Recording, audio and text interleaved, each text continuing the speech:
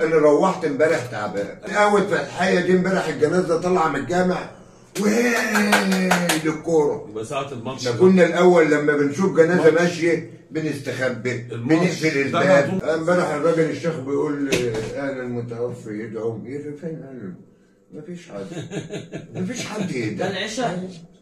مفيش حد واقف. عز واولاده الاثنين اقل حاجه 40 واحد بقى 40 ده اقل حاجه. اقل حاجه.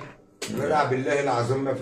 هقول لك ما فيش. بقول لك 7 بيسلموا على 7 واقفين ياخدوا العزا و5 بيسلموا عليهم. عشان اما اقول لك انا مروح تعبان امبارح. انا مروح نفسيتي قلبي تعبان كده. انت قاعد في الجامع، قاعدين في الجامع نستنى الاذان 5 دقايق قبل الاذان كده بتتوضى وتقعد تستنى. يقوم مثلا الحاج احمد داخل وسمير قاعد.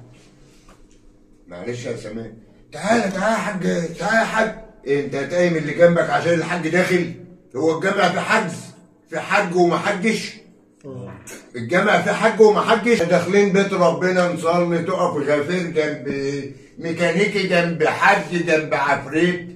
ما تقولوش تعالى يا حاج ومش تعالى يا حاج. امك ماتت وانت غلبان. معلش يعني. امك ماتت وانت غلبان، ما تلاقيش 7 معاك. طب عيلتهم هاتها بقى لنفسك انت.